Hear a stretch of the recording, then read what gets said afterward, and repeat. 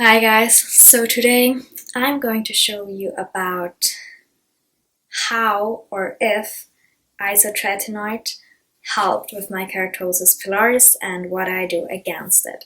So if you don't know what keratosis pilaris is, those are those like red little, they look like bumpy like that you usually have behind your legs. Some people have it on their arms, and yeah, I think they can be like pretty much everywhere on your body. But I have them behind my legs, like at the back of my legs, and I've had them since forever. And I always thought those are razor bumps. But then when I went to my dermatologist, he told me that those actually aren't razor bumps, but it's actually like the thing that you have on your feet. It's in German Hornhaut, and that's on top of your skin. So it's like those old dead skin cells that are there, and that just happens. That's just like genetic if you have them, and that usually after 25, I turned 25 now, so hopefully it will get better, that after 25 it gets better and that it actually just goes away with age, but there actually isn't a cure for it. And we first tried some creams which all didn't work, didn't make any difference, and then he suggested that I just take a very low dose of isotretinoin. So I took first 10 milligrams a day and then 20 milligrams a day. It actually is medication for acne, which I certainly don't have, luckily, but they said that it can be used against those as well, even though it's not like the primary thing that this medication is for. So I used it for, I think, from November to now March, which are like almost 5 months, and I have to say I saw a little bit of a difference, but not a huge difference. Like, I think those little bumps that were like a bit inflamed, they went away, so they weren't inflamed bumps, but the bumps still were there. And I didn't really have the typical side effects from isotretinoin, which are dryness on your skin. I had dry lips, but not dry skin, and I did have some kind of unusual, what I thought, side effects, because first I didn't even know that those could be side effects until I talked to my dermatologist and Googled a little bit. But after about 2 months of using it, I saw that when I looked at my legs especially, I mean, I always got a lot of blue spots, like bruises. I always get bruises so easily, but I got them even more easy. Like, I had them all the time and all over my body, and I didn't really know why. And also I saw, which I never did before, a lot of veins on my legs, and I was like, what's that?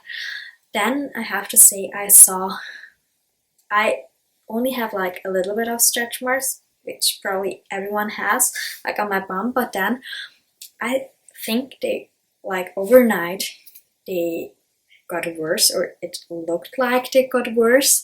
And also I, again, overnight saw some cellulite when I pressed my skin against like that.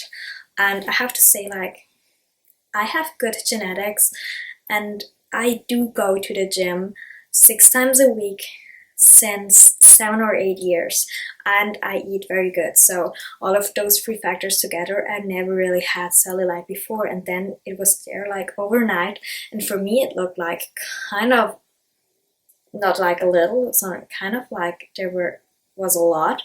And then I talked to my dermatologist, and she said, well, not everyone has that, but a lot of people have it because the skin just gets thinner, and therefore, like, you see more of the veins.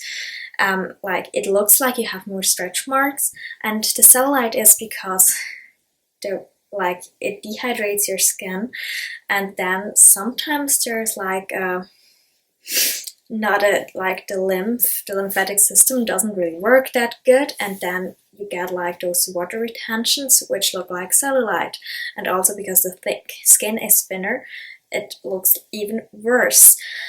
And then I said like, well, if the medication, if the isotretinoin doesn't even work for my keratosis pilaris, or like doesn't only works marginally, and I have those side effects, then I stop immediately. And I stopped, and now I think I stopped for 2 or 3 weeks, and I have to say that it got way better. Like the cellulite is gone, thank God. So if you take isotretinoin and you suddenly have cellulite, then please think that that could be a side effect of the medication. Also, like my veins under my legs, they are way less visible now, and I still get a lot of bruises, but not as much than when I took the medication. So now I stopped, and now I'm telling you what I'm doing now, because I think that actually works even better than the isotretinoin. So first, I dry brush my legs every single day. I do it after I take a shower. Some people say do it before, but I like to do it after I take a shower, because I think like the skin is a little bit more open, a little bit softer than before the shower. So I always do that. Dry brush like rigorously, like just you can really push on them, like to kind of scrape the skin away on the back of my legs, and I always do that. And after that, I use this cream. It's called Excipial, and I got it from my dermatologist, and it has 40 milligrams urea in there, which is a lot. And urea is used for like very dry skin. Like people usually use it for like for their feet, because they get those hard white dry things. And actually Keratosis Pilars is actually the same that you get on your feet. So also my dermatologist said you can use creams for your feet on the back of your legs, because it actually is the same. So like this kind of the same. So I always use that, and then I massage it into my legs. And then after that, sometimes I use like a lymphatic paddle, because I think like, well, maybe if I like do that and like the blood circulation and everything works better, maybe it works. I don't know if that helps, but I'm sure that those two really help with my keratosis pilaris. And also if I think that I have some inflamed hairs in there, then I use the ordinary glycolic acid treatment, and I put it on with a cotton swab, and those things actually really helped. And I'm glad that I don't take the medication anymore and that all my side effects went away, because that was what I was worried about. I was like, oh my god, does that stay even if I stop the medication? And I can assure you it goes away. Just leave it some time, some weeks, and it will go away.